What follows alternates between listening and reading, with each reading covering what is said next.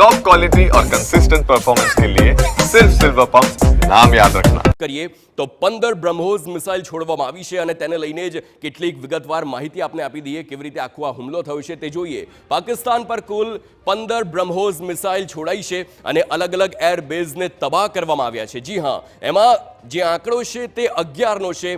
11 air બેઝને તબાહ કર્યા છે અને ત્યારબાદ આ જે 15 બ્રહ્મોસ છે તે છોડાઈ હોય તે આખી માહિતી સામે આવી છે। ભારતીય વાયુસેનાએ 11 એર બેઝને તબાહ કરી નાખ્યા છે અને એમાંથી પણ મહત્વનું એરબેઝ છે તે ઇસ્લામાબાદનું છે। જી હા, પાકિસ્તાનની રાજધાની સુધી ભારત પહોંચ્યું છે, ભારતની બ્રહ્મોસ પહોંચી છે તે વાતનો ખુલાસો થયો છે। ચીનના એર ડિફેન્સ સિસ્ટમ પણ આખો જે ઓપરેશન સિંદૂર ચાલ્યું તેમાં ફેલ ગયું છે અને તેનો પુરાવો જ એ વાતની જે સક્ષમતા છે કે S-400 જે ભારતમાં સફળ રહ્યું અને ચીનનું જે આખું એર ડિફેન્સ સિસ્ટમ હતું તે ફેલ થઈ ગયું છે, આ વાતની હકીકત છે।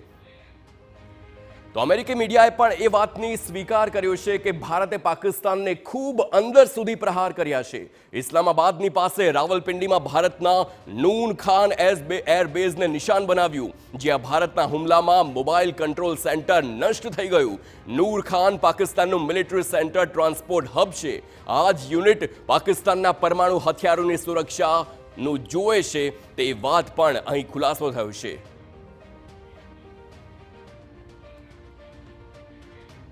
પાકિસ્તાનના કુલ 11 એરબેઝ તબાહ થઈ ગયા છે અને એ પણ અલગ અલગ એરબેઝની વાત કરીએ જેમાં ભોલારી એરબેઝને ખૂબ જ મહત્વનું માનવામાં આવે છે અને ગ્રાફિક્સના માધ્યમથી એ સમજવાનો પ્રયાસ કરીશું।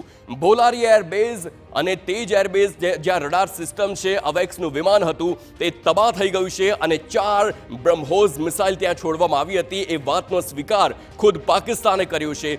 ભોલારી એરબેઝ બાદ અલગ અલગ એરબેઝની વાત કરીએ તો આ સૌથી પહેલી મહત્વની વાત એ છે કે જે પુરાવા છે આખા દુનિયા સમક્ષ આવ્યા છે અને ઇન્ટરનેશનલ મીડિયા અને ઇન્ટરનેશનલ એજન્સીઝે તેના પુરાવા આપ્યા છે।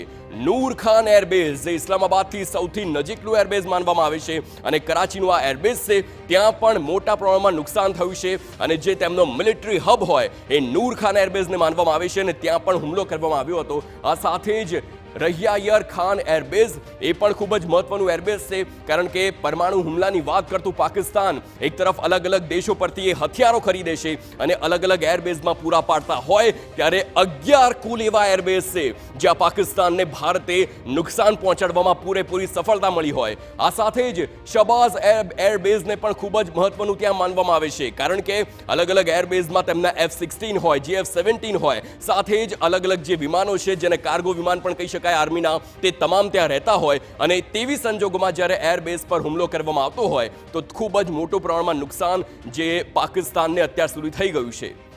હવે